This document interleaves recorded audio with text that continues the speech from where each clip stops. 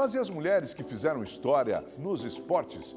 Como será que elas veem o que conquistaram no basquete, vôlei e futebol? E o que elas projetam para o futuro?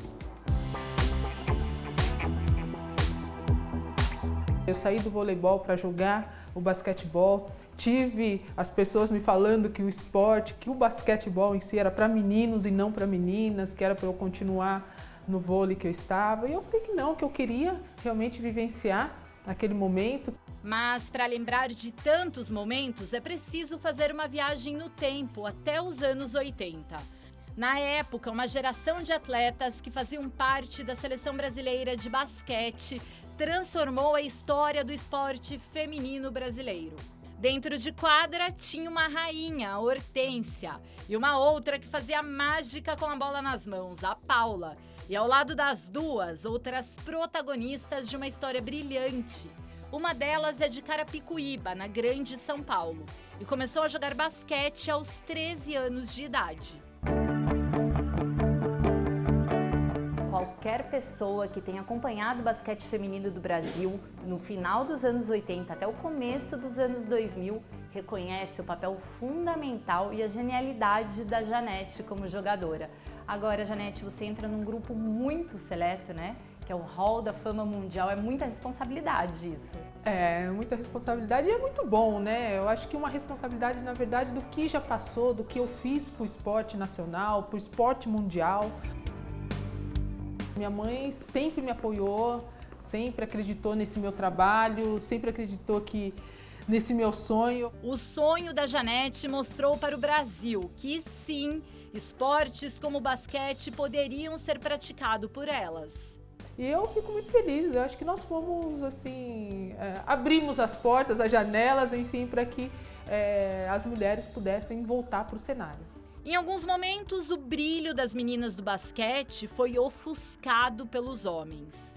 Tanto que quando nós fomos campeãs, em 94, o do futebol até, assim, deixou a gente de canto. Quando ia viajar ou coisa e tal, por exemplo, a gente tinha jogadoras altas, a gente viajava na classe atrás, no avião, e o masculino, no basquete masculino, sempre viajava de primeira classe, né? Então a gente sempre brigou por isso. A gente sempre procurou que a gente tivesse essa igualdade, a gente não queria mais. Nós tivemos também homens que lutaram por nós, né? E isso era bacana. Quem eram esses homens que ajudaram? Acho que, por exemplo, um deles aí, o Valdir Pagan, que né, hoje não está mais entre nós, mas ele era um batalhador para isso daí. Eu vou citar também, tem o Luciano do Vale, ele era... Olha, não tem nem o que falar, o que ele acreditava, o que ele lutava ali também para que o basquete feminino, engrandecesse cada vez mais. Teve o nosso técnico Miguel Ângelo da Luz, que era um também que sempre acreditou que o basquete feminino estaria entre os melhores. Já em 87, com uma medalha de prata nos Jogos Pan-Americanos em Indianápolis, aí em 91, medalha de ouro em Cuba, com Fidel Castro entregando medalha. Enfim, 94 campeã mundial, 96 medalha de prata em Atlanta, 2000 medalha de bronze em Sydney. O mundo começou a olhar para nossas meninas. Momentos que estão eternizados na memória da Janete. Aqui tem uma foto especial que é do título do Pan-Americano de Havana em 91, né, Janete? Essa foto assim é bem bacana, né? A gente tem aqui a Paula segurando a bandeira do Brasil, a Hortência com a bandeira de Cuba e a gente recebendo a medalha lá na casa, né, do Fidel Castro, o ginásio lotado. Então foi um momento inspirador, um momento único. Foi um dos títulos mais especiais da tua carreira? Um dos, né? Um dos. Eu acho que a sensação, o momento, eu era muito jovem naquela etapa lá, então eu estava começando a assimilar o que era subir num pódio.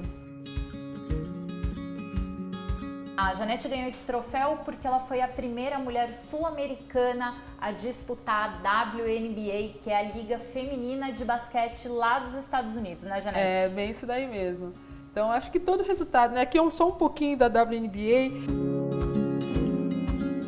Mesmo aposentada das quadras, ela encontrou uma maneira de descobrir novos talentos para a modalidade. Montou esse instituto em Santo André, na região do ABC Paulista. Mas a ideia é que a gente leve o esporte para esses jovens como fator de desenvolvimento humano, que ele pegue todos os valores e aplique na sua vida. Os valores que o esporte agrega, que é competitividade, o saber perder e vencer, o você se superar, né? O você respeitar e principalmente ter essa igualdade. Igualdade que as atletas buscavam no vôlei. E durante um longo período a modalidade não tinha apoio para se desenvolver, principalmente entre as mulheres. Ganhar a vantagem e virar este jogo não foi tão fácil assim. A Vera Mossa que o diga. Foi na década de 80 que o vôlei feminino do Brasil deu os primeiros passos rumo à consolidação e projeção internacional. A Vera participou de tudo isso, né, Vera? Foram 20 anos dentro de quadra. Isso, então. Eu comecei a jogar muito nova. E como eu era muito alta e já me destaquei bem cedo. A Vera chegou à seleção brasileira de vôlei feminino ainda muito nova, só tinha 15 anos quando disputou a primeira Olimpíada e também foi considerada a musa dessa geração de atletas, né, Vera?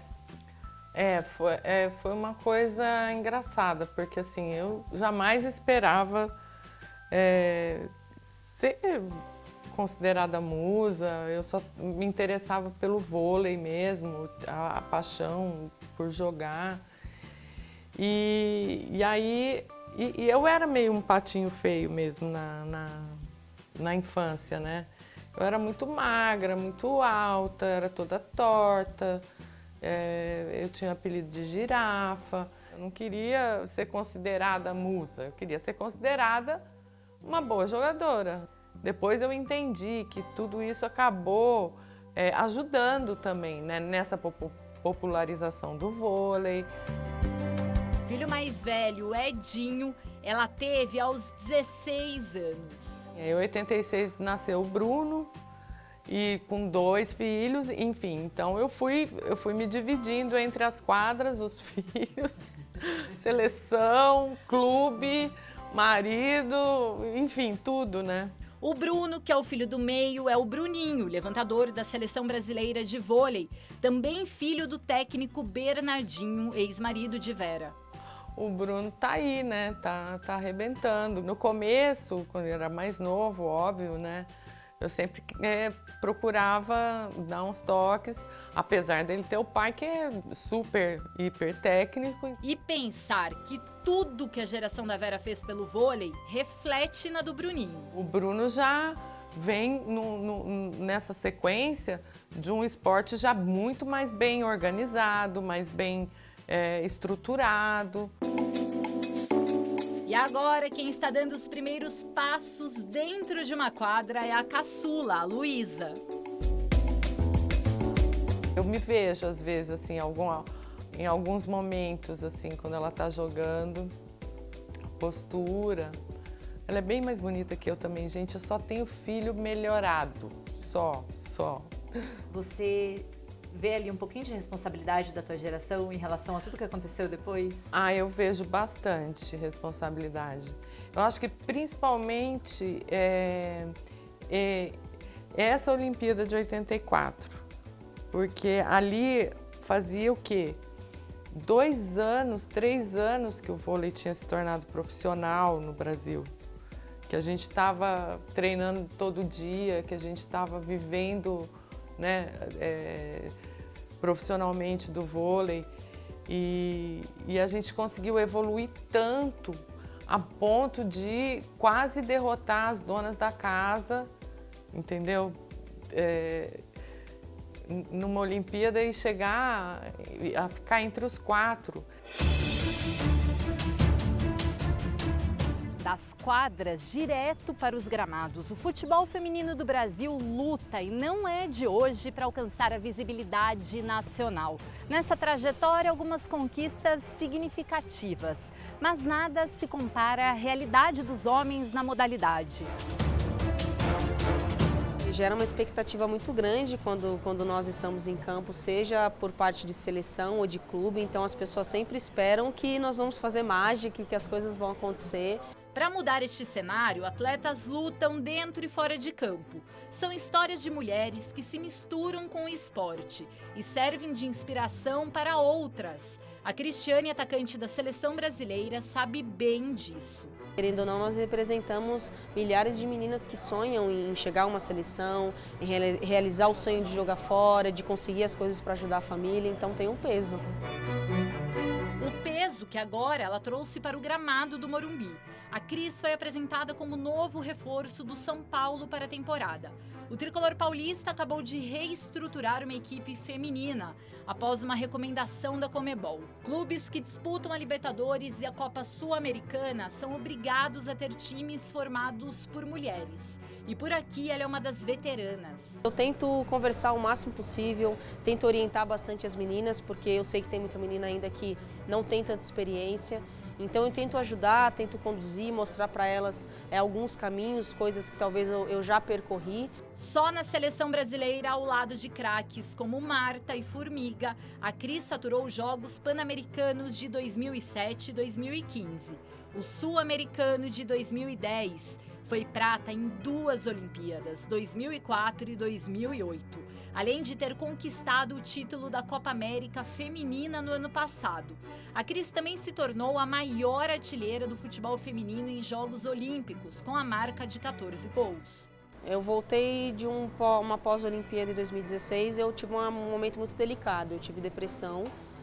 Então juntou muitas coisas, juntou a minha lesão, que eu não imaginei que fosse me lesionar tão cedo, juntou, né, com o pênalti que eu errei, né, imagina a torcida inteira na sua cabeça, no momento que você precisava, com a derrota, com a frustração de não conseguir uma medalha, tive problemas pessoais, minha avó tinha falecido, ou seja, foi uma catástrofe esse ano. Na época, a treinadora da seleção feminina era a ex-jogadora Emily Lima, primeira mulher a comandar uma seleção brasileira de futebol. Ela ficou 10 meses no cargo e foi demitida no final de 2017. E quando apresentaram a Emily, ela me convenceu, porque ela teve uma conversa particular comigo, falou o quanto era importante o meu retorno para a seleção, o quanto eu precisava. Então ela me animou de novo. E aí eu imaginei, caramba, a gente tem uma mulher hoje na seleção, então isso vai abrir portas para que outras ex-atletas possam trabalhar dentro do futebol feminino, porque é engraçado, futebol feminino muitas vezes nós não temos mulheres, é só homem. Mas realmente foi uma situação muito delicada, a gente ficou bem chateada, não entendeu porquê daquilo, realmente todo mundo ficou sem entender porquê que levou a demissão tão precoce, tão rápida. Para conhecer uma das pioneiras na função de técnica de futebol aqui no Brasil, eu fui até a Baixada Santista, onde ela encara mais um desafio na carreira. Eu estou no Memorial de Conquistas do Santos Futebol Clube para conversar com a Emily Lima, a treinadora das Sereias da Vila. 25 anos de história no futebol, né, Emily? Uma vida inteira praticamente. Verdade. Desde os 13 anos aí atrás da bola e de um sonho, né? O sonho foi realizado, mas contou com um apoio muito especial. Como eu sempre tive muito apoio da minha família, meu irmão, meu pai, minha mãe, eles falaram, então enfia a cabeça nisso, se é isso que você quer, faça o melhor que você possa fazer com isso. Aí me explicaram, é um esporte difícil no nosso país, o nosso país é um país machista, você vai enfrentar muitas barreiras. Como que você se sente sendo a referência para tantas meninas? Você falou que era um sonho teu, mas é o sonho de tanta gente, que é o futebol feminino? É uma responsabilidade muito grande, né? Eu recebo diariamente mensagens de como eu posso me tornar uma treinadora como você. Como entrar neste universo predominantemente masculino, virar o jogo e ainda se tornar uma referência na modalidade. A mulher ela precisa ter tudo isso e mais um pouco, por ser mulher. Ainda mais falando de futebol, que é um mundo de homem, né? A gente vive num país do futebol, mas do futebol masculino. Em 2019, o país do futebol começa a dar os primeiros passos para acabar com a distinção de gêneros. A fornecedora de material esportivo da CBF anunciou uma linha de uniformes desenvolvida exclusivamente para jogadoras da seleção brasileira, que vão disputar o Mundial de Futebol Feminino em junho na França. Atendendo a um pedido das atletas, ela não é tão justa como a camisa do masculino. No masculino, os jogadores gostam da camisa mais perto do corpo. As meninas pediram uma camisa um pouco mais folgada, né? O calção foi onde a gente conseguiu colocar a maior parte das inovações. O calção que elas tinham anteriormente tinha um tamanho que elas reclamavam muito, achavam que era muito comprido, achavam que era muito justo na região do quadril. Todo mundo sabe que existe um distanciamento, né, do futebol masculino para o futebol feminino, no tanto que tem de visibilidade, no tanto que tem de investimento. Atitudes que tentam colocar o futebol feminino no rumo certo. Uma estrada difícil onde é preciso Estar disposta e preparada, porque se você não está preparada, você fica na primeira pedra aí que você encontrar. Uma destas pedras foi a tão famigerada demissão da seleção brasileira. Eu só tenho que agradecer, foi algo que me abriu assim, muitas portas, me abriram muitas portas. E eu aproveitei os 10 meses que eu tive à frente da seleção para fazer o melhor que a gente podia fazer. Quando você para pensar no futuro do futebol feminino, o que passa pela tua cabeça? Eu gostaria de estar em casa no final de semana e poder assistir o jogo que eu quiser, como a gente faz no masculino. Eu quero um dia poder estar sentada lá e escolher, como já existe em alguns outros lugares. Eu acho que é isso, é o respeito, as mulheres teriam o respeito devido para que a gente possa também desfrutar de algo que a gente gosta de fazer, algo que elas gostam de fazer, que é jogar futebol. O Documento Verdade fica por aqui. As reportagens que você assistiu neste programa também estão disponíveis no portal da Rede TV. Até o próximo programa.